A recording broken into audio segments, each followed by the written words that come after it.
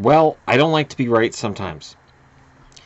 But I called Lindy Ruff being out of a job when the season completed. I called that a while ago. It's not his fault that he didn't have a goaltender. It's not his fault that his blue line was iffy at best.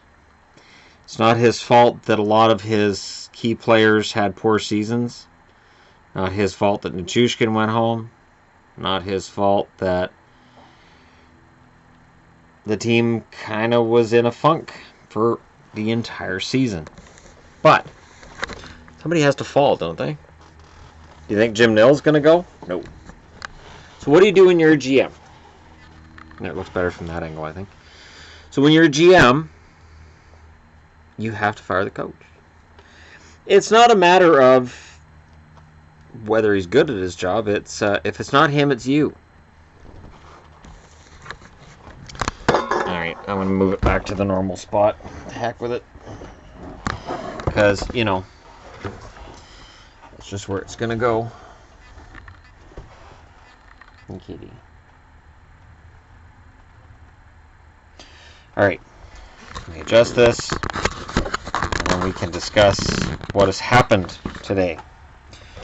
So, the Dallas Stars announced about an hour ago that they're parting ways with Lindy Ruff.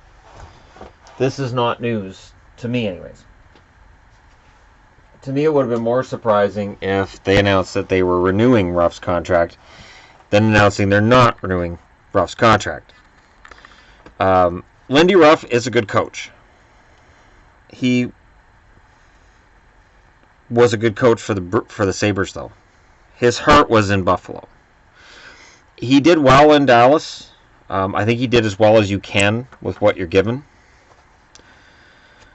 But with where the Stars are now, somebody had to go. You're not going to get rid of the players. Your core is still young. They're not trading Jimmy Benn. They're not trading Tyler Seguin. John Klingberg isn't going anywhere. They're not going to get rid of Lindell. They're obviously not going to pitch Honka. They're not going to start gutting their young guys. So somebody has to go. And it's Ruff. I've been a fan of Dallas since they were Minnesota. I've been a fan of the Stars going back to the Minnesota North Stars of the 80s. And it is frustrating with where they're at. I'm most frustrated as a Dallas fan out of the three teams I cheer for. Because Vancouver, I can see upside. Brock Besser's looking good. Ole Levy's played well in the playoffs in the Ontario League. There are reasons to feel good about where Vancouver's headed. Boston, they're in the playoffs. They've got some guys who are aging, but they've got Carlo and Forsback Carlson, who are now in the lineup. They do better in the second round with their players than they do in the first. Seems to be the case, but they're doing okay, and there's enough young guys coming up that I feel good about Boston. I don't know about Dallas.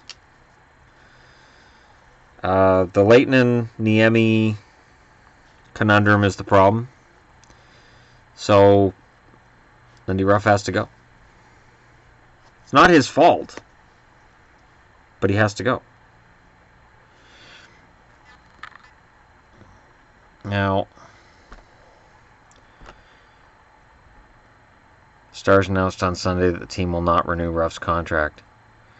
Ruff joined the Stars prior to the 13-14 season, reached the playoffs in his first season. Stars missed the playoff in 2015, but returned to the postseason last year. With a 50-23-9 record, the best of any Western Conference team, Dallas was eliminated in Game 6 of the second-round series against the St. Louis Blues. Ruff finishes his second NHL stint with a 165, 122, and 41 record, so he's .500. With the Stars, he spent 15 years of his coaching career as head coach of the Buffalo Sabres, reached the Stanley Cup final with the Sabres in his second season, and won the Jack Adams Award in 2006. Ruff sits fourth all-time in wins, or fourth all-time in games coached, and second among active coaches behind Joel Quenneville. I don't know if Lindy Ruff finds another job. I'm wondering about that. I don't know if...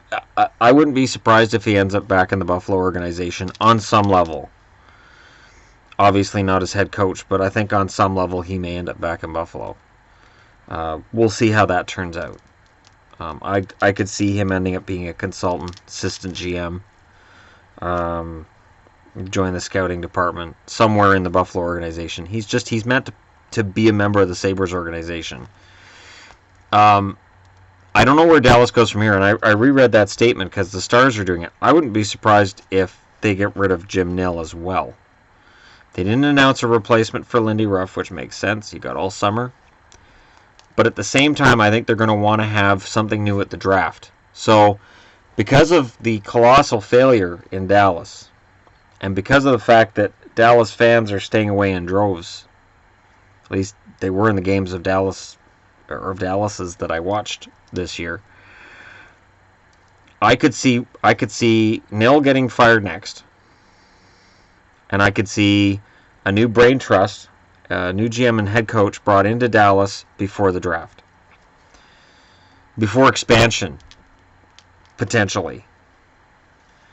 So a new guy brought in to fix what's broken, and I don't know who it's going to be. Hopefully they don't pull a Colorado Avalanche and go, hey, well, Mike Modano can do it. Hopefully they don't, Neil Broughton. We'll pull somebody back from the past from Dallas. What about Joe Newendike? Oh, we tried him. Hopefully they don't go that route. Hopefully they go with somebody who's got experience, who's good, and can actually figure out what to do to fix what's wrong with the team. Dallas was a disaster, though, from day one. And Lindy Ruff wasn't fired during the season because it wouldn't have got any better. An interim coach wasn't not going to do better with that goaltending. Wasn't going to happen. Or that blue line. Just rough. Well, rough. Yeah, literally, Lindy Ruff. I didn't mean to make that joke. It just sort of came out. But it was a pretty brutal year for Dallas. At no point this season did it look like Dallas was going to get into the playoffs. I had no doubt in my mind Dallas was going to fall out of the playoffs. By the end of week 2 in the season, I was like, "Hey, this is it."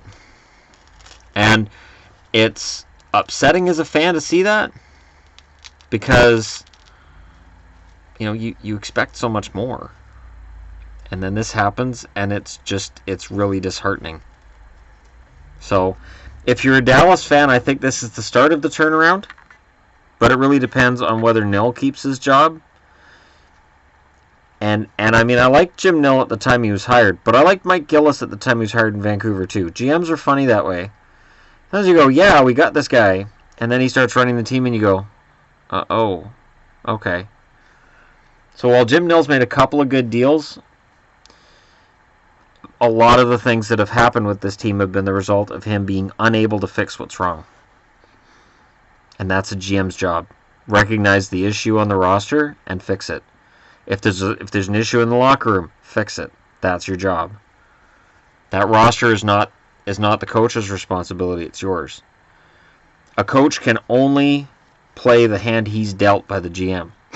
So again, I put no blame on Lindy Ruff in this. I think, to some extent, I think the team had kind of tuned him out, but I have a funny feeling that players saw the writing on the wall and knew he was a dead man walking. So, when you know your coach is on his way out the door, you're probably not going to pay as much attention to his advice.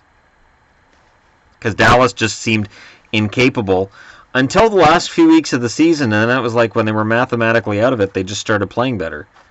And I kind of started to wonder, I thought, maybe my Lindy Ruff prediction that he's going to be fired, maybe it's going to be wrong because the team's been better lately. And Lehtinen really played the last month like he wants to have a job in the NHL next year. But it wasn't enough to save him.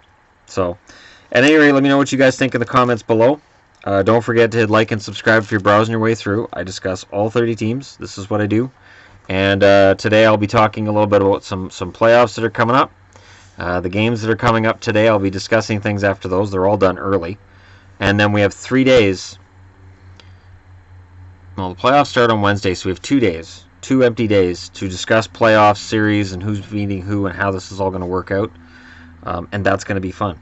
So I'm looking forward to going through this with you guys again. I went through it last year with a much smaller audience. Now I've got a much larger audience. And I will try to make sure that I make as many people happy with my content as I can. I can't make everybody happy, but I do my best to do so. And I thank you all for your support, and I'll talk to you all again soon.